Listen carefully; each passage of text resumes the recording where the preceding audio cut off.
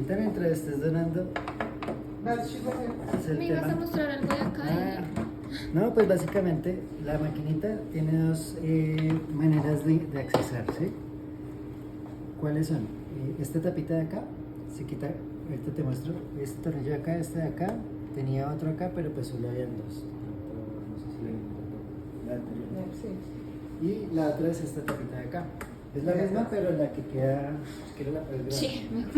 Y lo mismo, acá hay un tornillo, acá hay otro y acá hay otro. Listo. ¿Listo? Entonces, dependiendo si se llega a dañar alguna pieza, en el manual te indica saque la tapa frontal o la tapa posterior. ¿Listo? Esa es la manera de acceder. La gente, cuando vinieron a instalar la máquina, vinieron los ingenieros un ingeniero de China, y la máquina hay que graduarla dependiendo de la altura, ¿sí? De la altura de la ciudad. Entonces, le hicieron la calibración de todo esto de acuerdo a la altura que tenemos acá. Sin embargo, alguna vez la llevamos a Cali y en Cali también nos funciona inclusive mejor que acá. ¿Por qué? Porque en Cali yo sigo diciendo que es por la disposición del donante en cuanto al tema físico. En Cali, como la gente está más sobre el nivel del mar, o sea, no sobre el nivel del mar, pero está más cerca, tiene hemoglobina un poco más baja. Nosotros tendemos a tener la hemoglobina mucho más alta acá en Bogotá. Entonces eso hace que la hemoglobina más alta, entre comillas, la sangre sea un poco más densa. Entonces nos toca poner más anticoagulante. Entonces va a ser más demorado el proceso. En Cali, digamos que eso nos ayuda un montón. ¿Listo? Entonces eso era lo que te iba a mostrar acá. Y acá, te muestro acá, imprimimos Enter una vez. Acá vamos a tener un menú, ¿cierto? Lo que siempre deben hacer todos los días antes de iniciar un procedimiento es hacer un autochequeo de la máquina. ¿Cómo se hace ese autochequeo? Acá en Device Check con la tecla número 1. Lo oprimimos una vez. ¿Listo? Cuando nos sale asteriscos que ya se ha verificado esa parte. Si te fijas acá, dice cover. Cover es como está la tapa de la centrífuga. Nos dice que la abra. Entonces la tenemos que abrir. Cuando la abrimos sale aquí el asterisco, ¿viste? Ahora nos dice que la cerremos. Sí, él hace como la verificación de que está funcionando bien. Y acá nos pide que la abramos nuevamente. ¿Listo? Después empieza a verificar el funcionamiento de las bombas. Y acá nos va a verificar la centrífuga. Pero la centrífuga solo funciona si esto está cerrado. Entonces yo vuelvo y lo cierro. ¿Listo? Entonces si te fijas ahí ella empieza a girar. Es muy silenciosa. Sí. Comparado pues con otros. Ahora empieza a verificar válvulas. Abre una, abre la dos. Esto también nos ayuda a determinar en algún momento si hay alguna parte física de la máquina que esté funcionando mal. Al hacer este autochequeo, por ejemplo, queda ahí válvula 4 y queda ahí pegada, y por más de que tú le reinicies el autochequeo, se queda ahí, entonces nos tocaría cambiar esa válvula. Entonces nos ayuda un montón esta parte del autochequeo. Esto lo puedes hacer tú y también lo tienen que hacer las personas que utilicen la máquina siempre antes de empezar, digamos, una jornada con la máquina. ¿Listo? Si por alguna razón no pasa ahí, te tienen que llamar, entonces la verificación para ver si es que realmente hay que hacerle algún ajuste o es un cable que esté suelto o alguna cosa así sencilla. ¿Listo?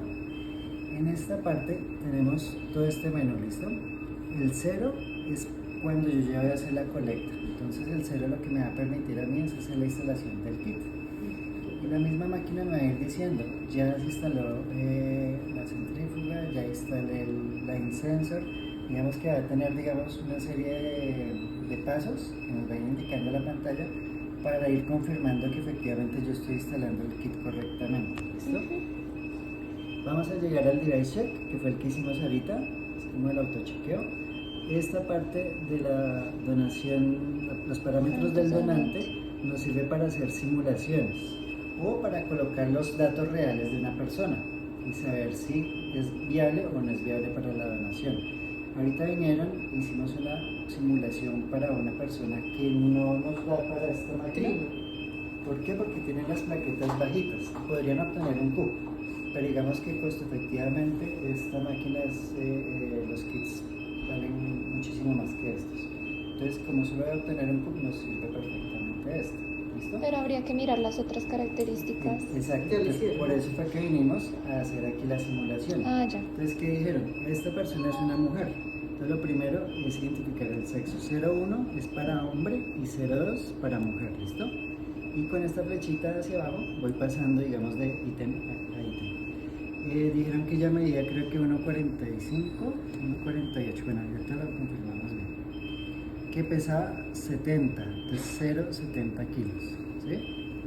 Que tenía un hematocrito de 42, si no estoy mal, y tenía un recuento de plaquetas de 241. Cuando tú dices hematocrito, ¿es glóbulo, lo mismo que glóbulo rojo o a qué haces referencia? Es, digamos, cuando hacen el examen en laboratorio, este hematocrito nos define, digamos, la cantidad, ¿cómo te digo yo? Haz de cuenta que va a ser como la densidad que tenemos acá en la sangre, ¿sí? Sí. Para términos prácticos de la evaluación. Entre mayor sea el hematocrito, va a ser más densa la sangre, por lo cual va a ser más difícil, ¿sí? Si yo tengo menos hematocrito, va a ser más fácil el procedimiento, por eso lo evaluamos acá. Si Creo que yo vi en el video que el máximo eran 50. máximo 50, inclusive si lo podemos evitar, lo ideal es un promedio entre 40 45, 48 habías dicho. 46, 47, 48, porque digo, y siempre digamos lo pongo así como en duda, porque va a depender mucho de las características adicionales del donante. La vena, la volemia, si es alto, si es bajito, si es robusto, si es flaquito, todo eso va a depender mucho. Si yo tengo un hombre de 1,85 con 50 de hematocrito, pues la volemia es alta, yo le puedo aumentar a él la cantidad de anticoagulante, porque sé que con esa volemia no le va a dar una reacción adversa mayor. Entonces yo lo podría colocar, pero todo eso lo evalúo donante a donante, porque no puedo, digamos, decir, para todo el mundo 48 va a ser el límite, o 50 va a ser el límite. No, porque lo vamos a hablar. Lo que sí digo, unos parámetros ideales puede ser entre 40, 45, 46. ¿Qué pasa? Yo les digo 45 y aquí pues obviamente es difícil encontrar personas con... Sí se encuentran más que todo en mujeres, pero digamos en personas robustas, hombres, la mayoría tenemos el hematocrito entre 48 y 53. ¿Y este hematocrito me lo dice el SWILAB? Sí. Okay. Con el cuadro hemático que hace, el SWILAB te da el hematocrito y el recuento de plaquetas. Te da otros valores, pero digamos que esos son los que necesitamos para la máquina. ¿Listo? ¿Y qué podemos esperar para que 4 y bueno? Dale. Tranquilo. El recuento de plaquetas también nos lo da el SWILAB. Entonces, entre mayor recuento, pues mayor cantidad de plaquetas tiene el donante para hacer su donación, y entre mayor cantidad, pues la detección va a ser más fácil, lo cual va a hacer que el tiempo sea un poco más corto. ¿Listo? El target es la cantidad de plaquetas que yo voy a querer obtener de esa donación.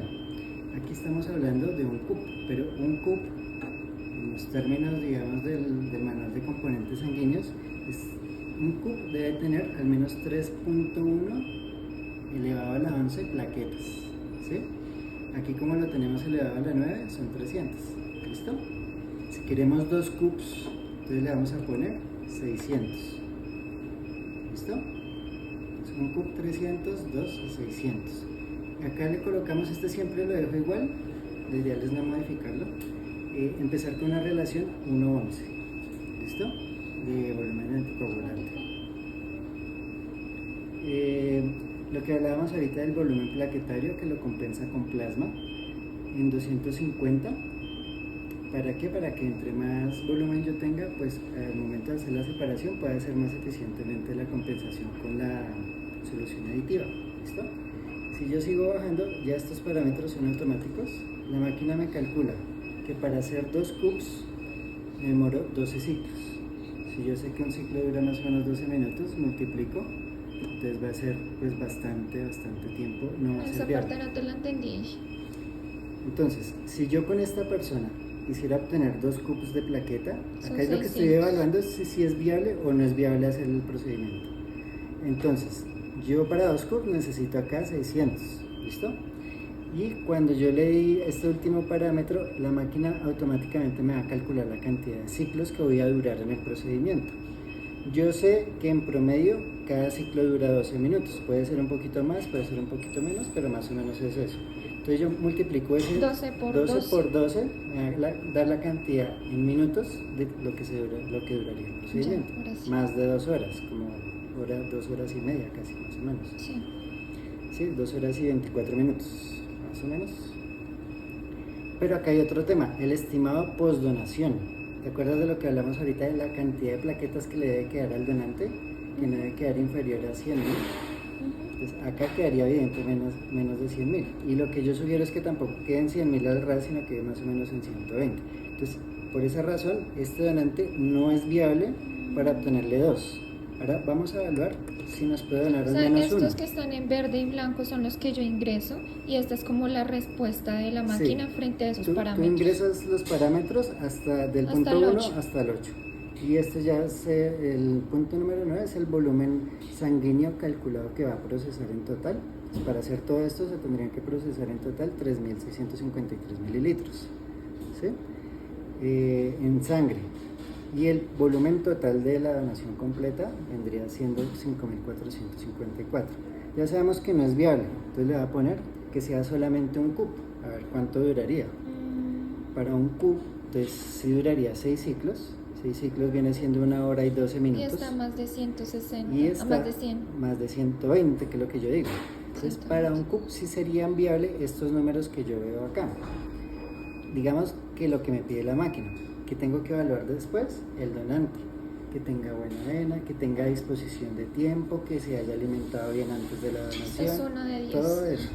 ¿Qué pasa? ¿Por qué te lo explico y te lo digo? Digamos que a nosotros nos compete mucho lo que es la máquina, pero dependiendo de lo que ellos hagan previamente en la donación va a depender el éxito también de la máquina. Sí. Entonces, si sabemos que esa persona debe cumplir con esas cosas adicionales, pues nos va a ayudar a determinar si llega a ocurrir algún problema. Hay personas que de pronto en el primer ciclo ya están mareadas. Me da un indicio alto que la persona no se alimentó bien, o nos dijo mentiras y realmente no se alimentó a pesar de haber dicho que se había comido un tamal, porque es un indicio. O realmente aquí no le hicieron la pregunta de si se había alimentado bien o no. Entonces ahí queda como en entredicho, pero pues son cosas que debemos empezar a entender y a manejar durante los problemas que vayan surgiendo con las donaciones. No quiere decir que con todas las donaciones va a pasar un problema, la mayoría vamos a tener éxito y ni siquiera se va a conectar el donante y se va a terminar el proceso y todos contentos, pero van a haber unos procedimientos que van a causar problemas. Sobre todo si no tenemos atención 100%, yo digo que sea 100% la atención, yo sé que acá no lo van a poder hacer por las diferentes actividades. ¿Por qué? Porque cuando yo reduzco, te voy a hablar de esto que es importante, la velocidad de esta bomba se va reduciendo, va perdiendo dinámica. Cuando va perdiendo dinámica se va alargando el tiempo. Si se va alargando el tiempo, esto va siendo más lento, la donación se va ¿Y volviendo puedo más lenta. jugar con la relación del anticoagulante? Sí, pero lo ideal es que sea siempre, o sea, ellos son los que juegan con esa relación. Sí, claro. Tú debes saber Sí. qué es lo que se hace, ¿listo? Sí. Pero claro, si se va poniendo lento, claro, yo primero, antes del anticoagulante, miro que la persona esté bien acomodada, que no hayan apodamientos, que eso es lo que usualmente con frecuencia pasa. Si todo eso está perfecto, ya empiezo a ver el tema del anticoagulante. O lo empiezo a controlar, como te dije ahorita, por ciclos, así todo esté perfecto, para evitar, digamos, llegar a ese punto. Sí. El tema es que, como se ocupan en otros temas, empiezan y dejan el donante solo y hasta que no pita la máquina, no es que no intervengo. Entonces, cuando yo ya se ha detenido la máquina, se puede, pero es bastante difícil volver a recuperar, digamos, la dinámica de la donación y los tiempos, digamos, que tiene la máquina. Entonces, lo ideal es no dejar que me pite por un tema que yo puedo solventar antes de que me pite. ¿Listo? Entonces, hasta aquí, yo sé que va muy rápido, pero esto se aprende más que todo con práctica. Ahorita con el donante lo volvemos a hacer desde cero y vamos, digamos, Sí, señor. retomando. Aplicando. Si yo quisiera guardar esto, le doy Enter y él me queda ahí guardado, cosa que cuando yo conecte mi donante me van a salir estos parámetros. Sin embargo, si yo no los he guardado, mientras voy haciendo la instalación del kit, yo puedo volver, digamos, a configurar esos parámetros. ¿Listo? Seguimos con el punto número 3. Este no lo modificamos. Sin embargo, pues te lo muestro. Esto tampoco lo ven ellos, o no lo tendrían que ver ellos. Y esto es la configuración de parámetros que tiene la máquina con relación a su funcionamiento y a lo que se necesita para obtener al final el cubo. Este threshold, por ejemplo, es, digamos, la dirección con la que apunta este sensor al bowl. Son cosas bastante específicas en las cuales pues ellos no deberían intervenir. Lo mismo este factor plaquetario, en 13 es el ideal para nuestra altura según la recomendación de los ingenieros. Lo mismo este factor terminante, el fin del factor plaquetario, en 0,1. Entonces el rango está entre 0,1 y 3, este se puede aumentar un poco más para obtener, digamos, el mejor rendimiento acá. ¿Qué podemos variar? Esto, pero esto también lo podemos variar durante la donación, que es esto, la presión del manguito. Entonces, durante la donación siempre va a estar en 50 milímetros de mercurio la presión. Sin embargo, si yo quiero hacer una flebotomía, puedo necesitar un poquito más de presión. Entonces yo puedo aumentar la presión, ya sea acá o ya sea desde la otra pantalla, que me gusta que lo hagan más desde la otra pantalla porque acá ya corro el riesgo de que ellos me modifiquen cualquiera de estos datos y pues después va a quedar loca la máquina, ¿listo? También puedo modificar, si viste que ahorita salía 1.11 ya automático allá, es porque acá lo tenemos configurado así. Entonces cada vez que yo vaya a poner un donante me va a salir 1.11, ¿listo? Esta es la velocidad. Pero este también yo lo puedo reducir. También, sí, claro. Desde la otra pantalla o desde acá, pero es mejor desde la otra pantalla, ¿listo? ¿Para qué? Para que siempre que yo empiece una nueva está donación, establecido por default, exacto, no se modifica. empiezo una nueva donación, me sale este valor, independiente si se me ha cambiado, si lo he cambiado con otro donante. La velocidad de retorno está en 80 revoluciones por minuto, ¿listo? Esa es la velocidad que yo te hablaba de la bomba. Y la velocidad de extracción está en 85 revoluciones por minuto, ¿listo? Es extracción. Yo he visto en el video que esta era 85 y esta 75, creo. La podemos ir variando, digamos que este es el punto intermedio de que va a depender de la vena del donante. Inclusive esta está configurada para hacer un retorno a 100. Esta es un poquito más eficiente en los retornos.